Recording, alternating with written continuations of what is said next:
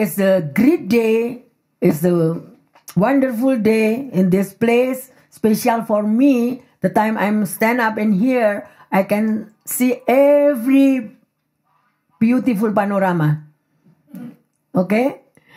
And the tema khotbah pada siang hari ini adalah Tuhan yang meneguhkan. Ya, kita akan baca bersama-sama karena hari ini adalah kita sangat amat bersyukur. Sebetulnya Camp of David itu bukan hari ini yang terkasih, tetapi itu sudah diberikan kepada Febe dan Chandra berapa tahun lalu? 4 tahun yang lalu Tuhan sudah berbicara kepada dia, ya, bahwa Tuhan mau pakai mereka untuk sesuatu. Camp of David di mana menjadi perpanjangan tangan Tuhan, membawa jiwa-jiwa yang letih lesu dan yang berbeban berat, yang mereka berada di dalam keletihan, kegelapan, dan oleh karena itu mereka berdua dipanggil untuk melakukan hal tersebut. Ya, oleh karena itu yang terkasih, apa yang dibilang Camp of David atau Pondok Daud itu adalah suatu tempat bukan hanya untuk rumah pujian, bukan hanya untuk rumah penyembahan, tetapi juga sebagai rumah doa. Ya, dan sesuatu hal yang terkasih, kalau kita tadi mendengar satu vision, apa yang terjadi, saya berharap Chandra dan Febe bisa tetap kuat, ya, dan sedemikian rupa apa yang terjadi. Sebelumnya saya akan gabungkan dengan penglihatan apa yang saya dapat pada hari Senin minggu yang lalu. Hari Senin minggu yang lalu, pada waktu saya saat teduh jam 2 pagi hari Senin, Tuhan berbicara. Mulai sekarang, kenakanlah baju jirah dan ketopong keselamatan, bawa terus pedang roh setiap hari. Every day, you must use it. Setiap hari. Berarti kalau Tuhan berbicara sedemikian, berarti anak-anak Tuhan ini banyak yang tidak baca firman. Tidak tahu ada firman Tuhan yang mengatakan bahwa itu adalah baju jirah yang Tuhan kasih untuk perlengkapan keselamatan hidupmu dan hidupku. Berapa banyak rumah tangga in the couple fight, the emotion is so high, everything for everybody. Why? If that God tell us, use your armor. Ketopong keselamatan, pedang roh, baju jirah. Because we fight with a bad spirit you never see. Sometimes the bad spirit coming, send the angel to you. You know? Look nice, look everything, but this is your enemy. Please. Ya, yang terkasih, jangan lupa every day use it, your armor. Karena kita ini sudah masuk di dalam akhir zaman.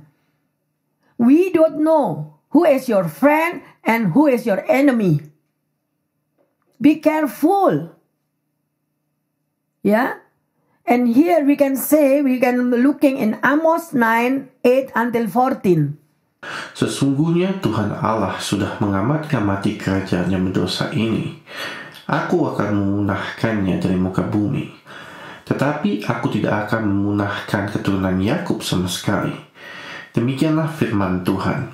Sebab sesungguhnya aku memberi perintah, dan aku menyiraikan kaum Israel di antara segala bangsa, seperti orang menyiraikan ayak, dan sebiji batu kecil pun tidak akan jatuh ke tanah. Oleh pedang akan mati terbunuh semua orang berdosa di antara umatku yang mengatakan, malapetaka itu tidak akan menyusul dan tidak akan mencapai kami. Pada hari itu aku akan mendirikan kembali pondok Daud yang telah roboh.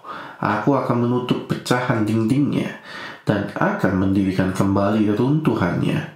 Aku akan membangunnya kembali seperti di zaman dahulu kala, supaya mereka menguasai sisa-sisa bangsa Edom dan segala bangsa yang kusebut milikku. Demikianlah firman Tuhan yang melakukan hal ini. Sesungguhnya waktu akan datang, demikianlah firman Tuhan, bahwa pembajak akan tepat menyusul penuai, dan pengirik buah anggur penabur benih. Gunung-gunung akan mengiriskan anggur baru, dan segala bukit akan kebanjiran. Aku akan memulihkan kembali umatku Israel. Mereka akan membangun kota-kota yang licin tandas dan mendiaminya. Mereka akan menanami kebun-kebun anggur dan minum anggurnya. Mereka akan membuat kebun-kebun buah-buahan dan makan buahnya. Biarlah kita membaca ulang lagi untuk lebih mengerti apa yang Tuhan katakan di sini. Ya, ini adalah satu teguran yang terkasih. Yang akan terjadi adalah the judgment of God. Ya, dan Tuhan mau kita dimurnikan, akan terjadi pemurnian yang terkasih. Oleh karena itu supaya kita semua tahu di mana posisimu dan posisiku di saat ini. Di hari-hari yang mendatang ini bukan bertambah baik, tetapi semua sudah dikatakan melalui firman-Nya. Tapi bukan untuk kita takut. Sudah waktunya kita berdiri tegak. Pakailah baju jirah, ketopong keselamatan dan pedang roh. Berkasutkan kerelaan. Dan itu yang diberikan. Semoga di tempat yang baru di kemah Daud ini. Ya. Mereka yang melayani di tempat ini selalu memakai senjata yang sudah Tuhan berikan. Amin. Haleluya. Jadi ini adalah ayat yang dari Amos 9 ini tadi adalah penghakiman dan pemurnian. Kita semua dimurnikan. Yang pertama, bahwa penghakiman itu akan datang. Ya, the judgment of God. Karena Tuhan itu berbicara. Ya, tadi melalui ayat 8 itu.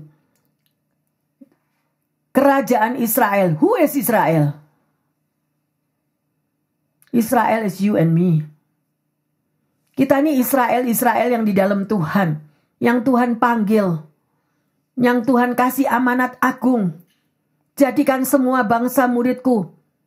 Lepaskan yang menderita. Bebaskan orang tawanan. Lepaskan orang hukuman. Itu adalah perpanjangan tangan Allah. Sedemikian rupa apa yang Tuhan berikan untuk kemah Daud ini nanti isinya. Not for nothing.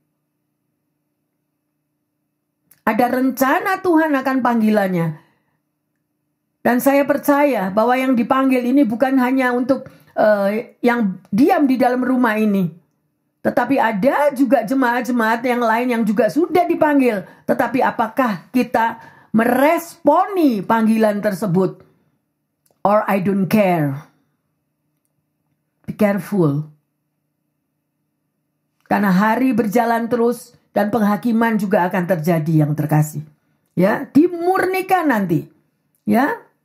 Kalau Anda pergi ke dokter, ya, karena sakit, dokter memberikan obatnya, nasihatnya, tetapi kalau kita tidak melakukannya, semuanya sia-sia.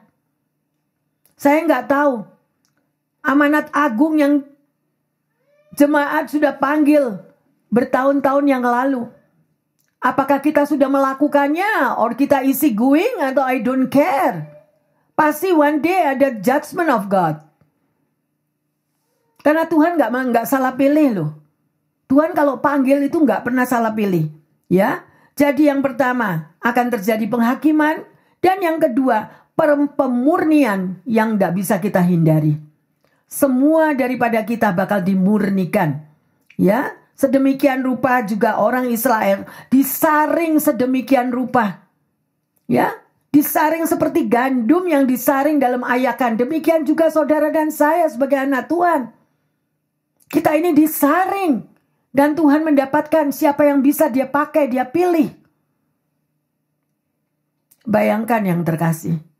Kalau saya menolak panggilan Tuhan, tidak pernah akan terjadi BCF. Sampai 25 tahun. Bisa berdiri karena kalian.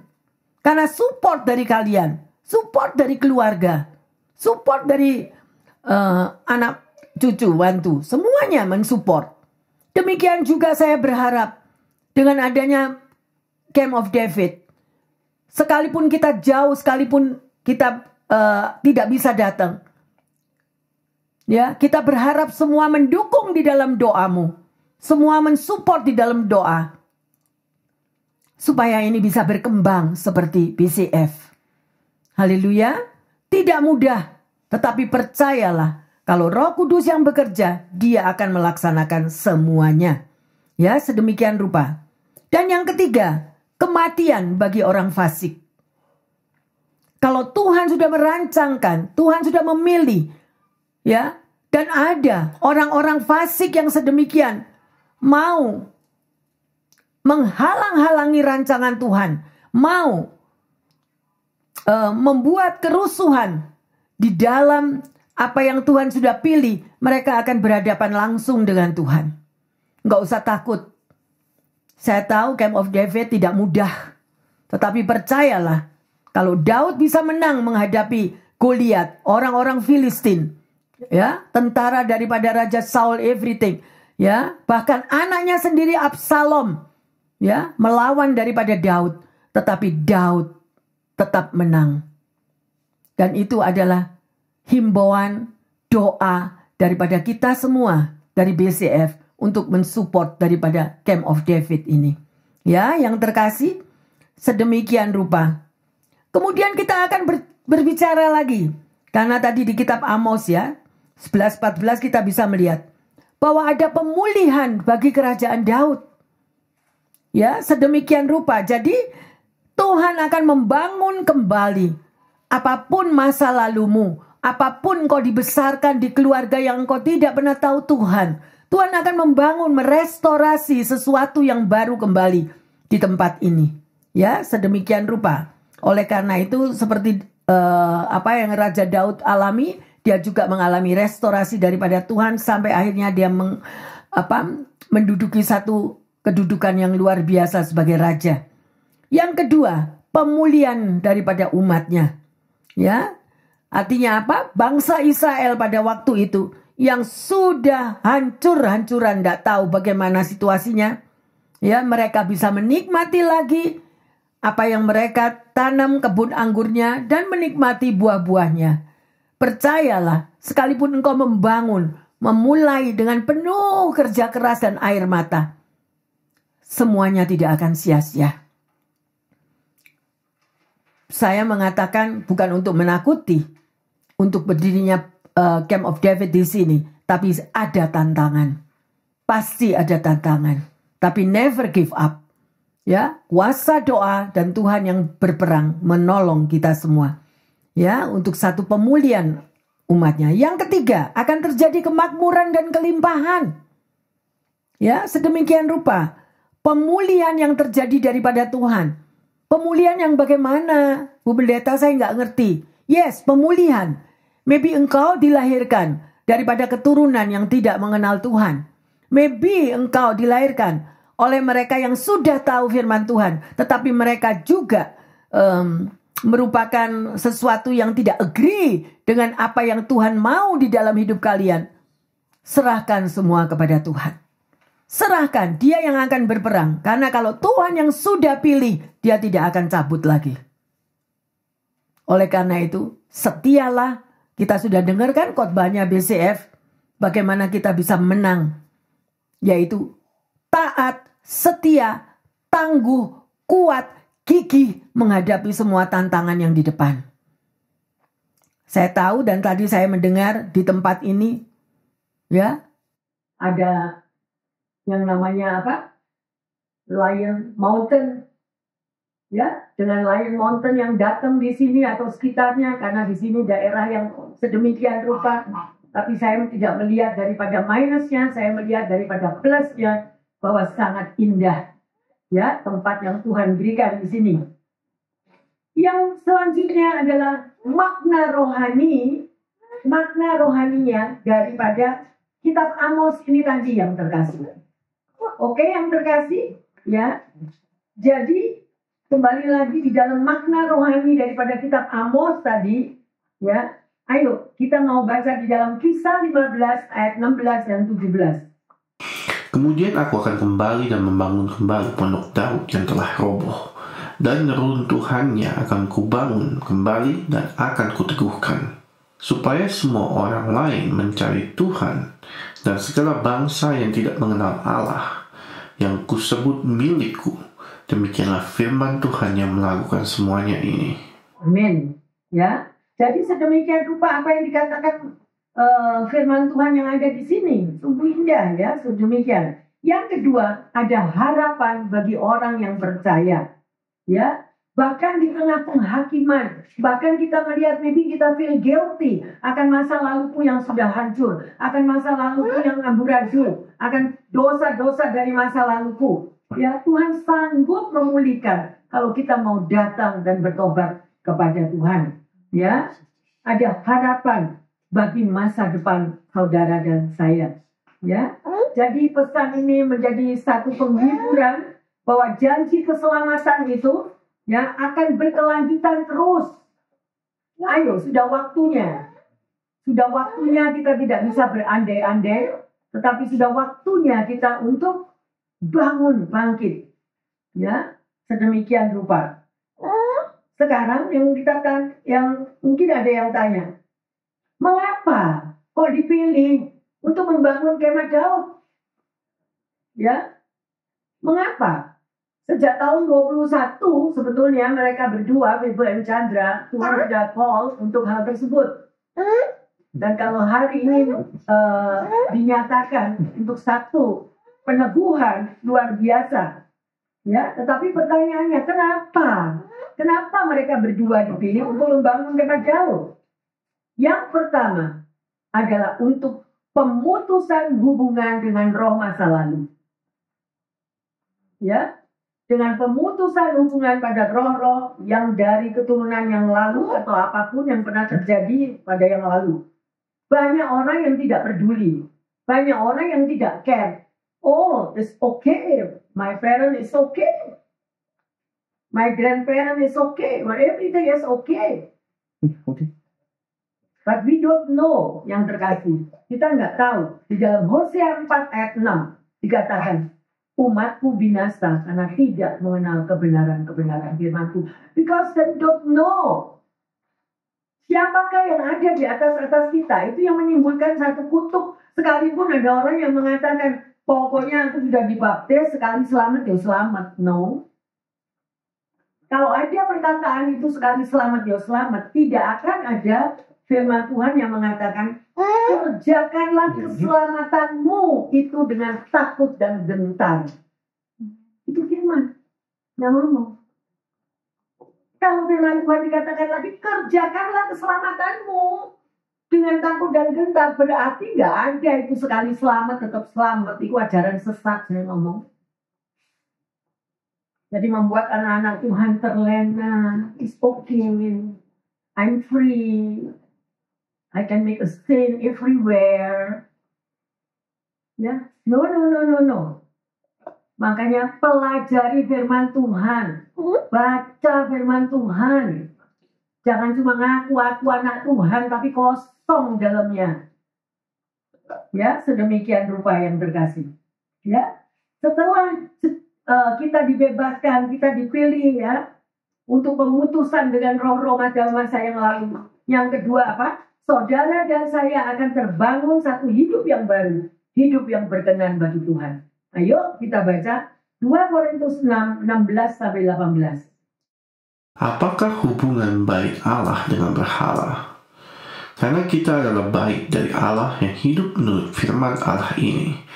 Aku akan diam bersama-sama dengan mereka dan hidup di tengah-tengah mereka. Dan aku akan menjadi Allah mereka dan mereka akan menjadi umatku. Sebab itu, keluarlah kamu dari antara mereka dan pisahkanlah dirimu dari mereka. Firman Tuhan, dan janganlah menjamah apa yang najis. Maka aku akan menerima kamu. Dan aku akan menjadi bapamu, dan kamu akan menjadi anak-anakku laki-laki dan anak-anakku perempuan. Demikianlah firman Tuhan yang Maha Kuasa. Amin. Saya berharap, ya, jemaat yang terkasih di sini juga daripada pemilik tempat ini sungguh-sungguh melakukan daripada 2 Korintus 6, 16-18. Karena ini adalah perintah Tuhan. Inilah yang Tuhan mau. Berarti kita tidak ada kompromi. dengan roh masa lalu. Tidak ada kompromi kita dengan kuasa-kuasa atau berhala-berhala masa lalu yang baik itu dari keturunan grandpa, grandma, orang tua, parents. No. Kita mau putuskan semuanya itu. Ya, dan itulah yang Tuhan mau. Yang sedemikian rupa ya. Jangan sampai kita itu tidak menguduskan daripada tempat yang Tuhan mau. Dan ingat, Israel itu adalah saudara dan saya. Nomor satu, kita sendiri yang harus kudus. Holy in your mind, holy in your heart, holy in your mouth. Ya, hati-hati. Yang ketiga, kita baca Kisah 8, 28 sampai 31. Sekarang orang itu sedang dalam perjalanan pulang dan duduk di dalam keretanya sambil membaca kitab Nabi Yesaya. Lalu kata Roh kepada Filipus, "Pergilah ke situ dan dekatilah kereta itu." Filipus segera ke situ dan mendengar sida-sida itu sedang membaca kitab Nabi Yesaya. Kata Filipus, "Mengertikah Tuan apa yang Tuan baca itu?" Jawabnya, "Bagaimanakah aku dapat mengerti kalau tidak ada yang membimbing aku?" Lalu ia meminta Filipus naik dan duduk di sampingnya. Haleluya. Saya berharap semua tahu ya siapa Filipus. Ya, Filipus begitu dipakai oleh Tuhan. Dia adalah orang yang setia. Sedemikian rupa apa yang berkenan di dalam diri Filipus, kiranya juga Tuhan berkenan untuk pemilik tempat ini melakukan apa yang dijabarkan di melalui firman Tuhan ini, ya, bertumbuh membawa terang kepada sekelilingnya, tidak segan-segan atau tidak perlu malu untuk mewartakan firman Tuhan kepada mereka yang membutuhkannya. Jangan sampai firman itu only for me, I, mine, myself. No. Anda dan saya dipilih dan dipanggil untuk mewartakan sabda Tuhan, untuk menjadi perpanjangan tangan Allah. Amanat agungnya sudah dikatakan berkali-kali, saya katakan, jadikan semua bangsa muridku. Jadi nggak perlu malu sekalipun engkau muda, seperti Timotius. Sekalipun engkau masih muda, nggak perlu malu kita menyampaikan. Oh, nanti orangnya marah. Oh, after the people mad with me. No. Ya. Kita harus setia dan melakukan apa yang Tuhan perintahkan, yang sedemikian rupa, ya. Dan kita melihat di dalam 1 Petrus 3, 15, 16. Tetapi kuduskanlah Kristus dalam hatimu sebagai Tuhan, dan siap sedialah pada segala waktu untuk memberi pertanggungjawaban kepada tiap-tiap orang yang meminta pertanggungjawab dari kamu tentang pengharapan yang ada padamu. Tetapi haruslah dengan lemah lembut dan hormat, dan dengan hati nurani yang murni, supaya mereka yang memfitnah kamu karena hidupmu yang saleh dalam Kristus menjadi malu karena fitnahan mereka itu. Jadi panggilan yang Tuhan berikan di dalam hidupmu dan hidupku, itu pasti ada sesuatu yang Tuhan mau. Ya, pasti. Ya, oleh karena itu jangan takut untuk mewartakan kebenaran daripada firman Tuhan. Ya, seperti dalam Yesaya 56 ayat 7. Mereka akan kubawa ke gunungku yang kudus, dan akan kuberi kesukaan di rumah doaku.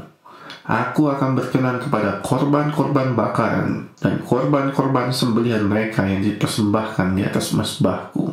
Sebab rumahku akan disebut rumah doa bagi segala bangsa. Amin. Inilah yang Tuhan mau untuk kemah Daud di sini. Ya, biarlah tempat ini benar-benar dipagari oleh kuasa api Roh Kudus, sehingga kita menolak dengan adanya kuasa-kuasa gelap yang ikut ambil bagian, yang ingin merusak daripada panggilan kalian berdua. Ya, oleh karena itu jaga hatimu, jaga pikiranmu, ya, nggak perlu takut. Kita bersama dengan Tuhan, kita semua mampu melakukan amanat agungnya. Ada amin yang terkasih? Ya, sedemikian rupa kita lanjut di dalam 2 Timotius 4 ayat 2-5. Beritakanlah firman, siap sedialah baik atau tidak baik waktunya. Nyatakanlah apa yang salah, tegurlah dan nasihatilah dengan segala kesabaran dan pengajaran. Karena akan datang waktunya orang tidak dapat lagi menerima ajaran sehat, tetapi mereka akan mengumpulkan guru-guru menurut kehendaknya untuk memuaskan keinginan telinganya. Mereka akan memalingkan telinganya dari kebenaran dan membukanya bagi dongeng. Tetapi kuasailah dirimu dalam segala hal, sabarlah menderita, lakukanlah pekerjaan pemberitaan Injil, dan tunaikanlah tugas pelayananmu. Itulah panggilan kita semua ya. Secara khusus buat pemilik rumah Camp OGB, kalian sudah tahu bahwa ayat firman ini terpanggil untuk kalian dan untuk kita semuanya ya, dan kita siap untuk melakukannya. Karena banyak ajaran-ajaran yang sedemikian rupa ya, yang diajarkan itu bukan lagi berdasarkan dengan Alkitab yang sejati, tetapi melalui pikiran mereka sendiri. Ya, hati-hati. Jadi hari ini kita sudah belajar tadi mengapa kok Tuhan yang meneguhkan di tempat ini sebagai Kemah Daud, sebagai rumah doa, tempat pujian, tempat penyembahan. Kenapa? Tadi sudah kita membahasnya bersama. Pertanyaannya, sejauh manakah ketaatan kita di dalam mengiring Tuhan Yesus?